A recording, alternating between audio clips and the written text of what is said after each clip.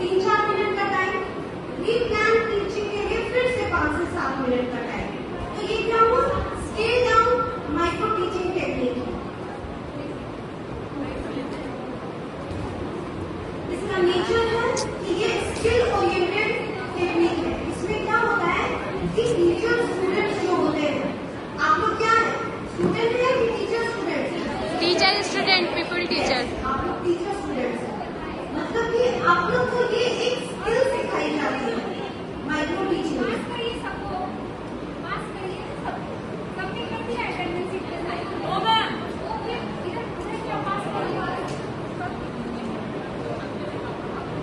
और ये small group में कंडक्ट कराया जाता है।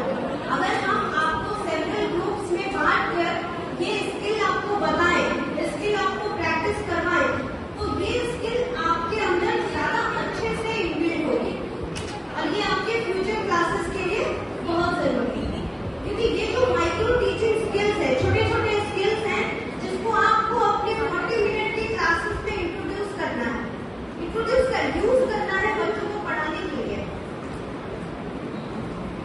अब ये शॉर्ट ड्यूरेशन जो मैंने बोला, ये 5 से 7 मिनट का 3 फेजेस में चलता है स्किल सिखाने के लिए।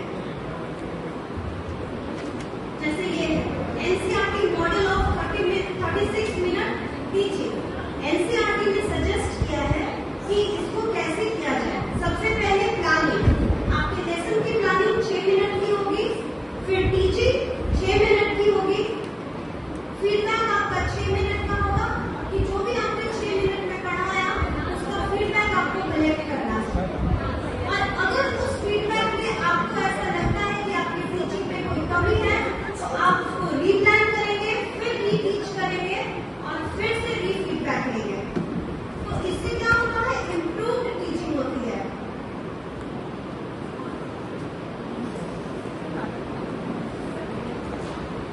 अब ये फेजेस ऑफ माइक्रो टीचिंग जो कि जेसी गिफ्ट के द्वारा बताया गया था। सबसे पहला है माइक्रो टीचिंग स्किल्स में 3 फेज होता है, चाहे वो कोई भी स्किल हो, ठीक है, एक्सप्लेनेशन हो, एग्जाम्पल हो, कॉन्सेप्ट इंडक्शन हो, ठीक है। 3 फेजेस क्या क्या है? सबसे पहला नॉलेज एक्विजिशन फेज, ज्ञान अर्जन चरण या फेज जो भी होता है। तो इसमें student teacher learn about the skill, ठीक है, मतलब कोई भी स्किल आपको इसमें बताया जाएगा, समझाया जाएगा। स्टडीज लिटरेचर, आप इसमें, ये लिटरेचर ही है, ठीक है, आप इसमें पढ़ेंगे, समझेंगे, चीजों को ऑब्जर्व करेंगे और फिर मैं जब डेमोन्स्ट्रेट करूंगी तो उस चीज को भी आप ऑब्जर्व करेंगे। ऑब्जर्व डेमोन्स्ट्रेशन लेसन, जिसको मॉडलिंग कहते हैं। इन तीनों चीजों से क्या हो जाएगा, student teacher learn about skill, studies literature, observe demonstration. इन तीनों से होता है कि आपको थ्योरेटिकल नॉलेज हो जाएगा, आपको थ्योरी को समझ में आ गई, ठीक है। उसके बाद है skill acquisition phase. Theory theory theory वो चीजें काफी मोनोटोनस हो जाती है। जब तक आप उसको इम्प्लाई नहीं करेंगे, एक्विजिशन नहीं करेंगे, मतलब कि इम्प्लाई करना, उसको यूज करना,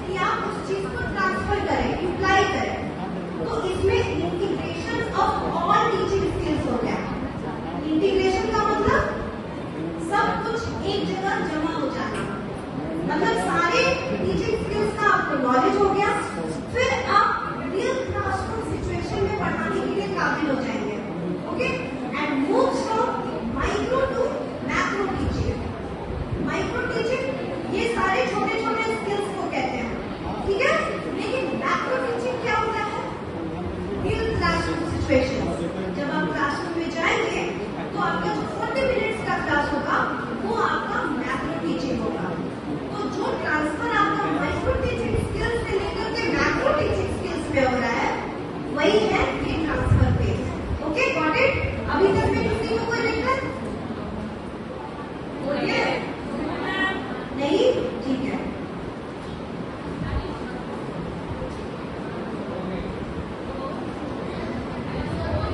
ठीक है, अभी हम अपने स्किल्स पे आते हैं। ये आपका हो गया माइक्रो टीचिंग स्किल्स का रिवीजन, प्रायर नॉलेज और कनेक्शन। मेरा टॉपिक है इलस्ट्रेटिंग एग्जाम्पल्स।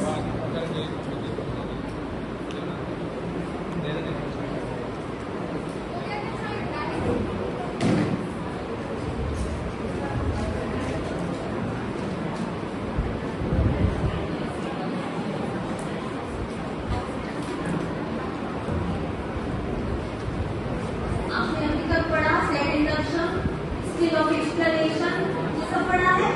मेरा है इलस्ट्रेटिंग एग्जाम्पल्स। इसका उद्देश्य क्या है? जनरल ऑब्जेक्टिव्स, इस कौशल को समझना, to understand the skill of illustrating examples in the classroom. दूसरा ऑब्जेक्टिव है यूज ऑफ एग्जाम्पल्स इफेक्टिवली। आप उदाहरणों का प्रभावी प्रयोग अपने क्लासरूम में पठन पाठन के लिए करेंगे। तीसरा, आइडेंटिफाई गुड एग्जाम्पल्स। क्योंकि गुड एग्जाम्पल्स को भी पहचानना बहुत जरूरी है, ताकि एज के हिसाब से, नॉलेज के हिसाब से, आपके कंटेंट और कंसेप्ट के हिसाब से एग्जाम्पल प्रोड्यूस करना बहुत जरूरी है। ठीक है? छोटे बच्चों को हम लॉ ऑफ ग्रेविटी का एग्जाम्पल्स नहीं दे सकते, क्योंकि उनको लॉ ऑफ ग्रेविटी पढ़नी ही नहीं है। तो एज अप्रोप्रिएट होना बहुत जरूरी है।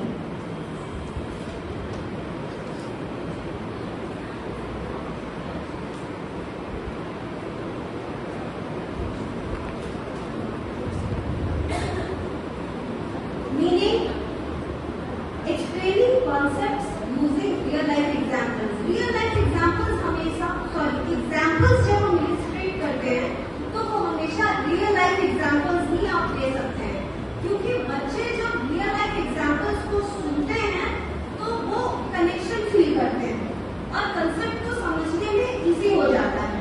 ठीक है? Illustrating with examples means explaining concept using real life simple and relatable situations. अब है component of example skills. Example skills के क्या कॉम्पोनेंट हो सकते हैं? सबसे पहला है रेलिवेंसी। रेलिवेंसी मतलब प्रासंगिकता। प्रासंगिकता बहुत जरूरी है। जैसे कि हम अगर कोई एग्जाम्पल दे रहे हैं, अच्छा, टीचिंग का 2 मेथड है, कौन कौन सा? Inductive and deductive.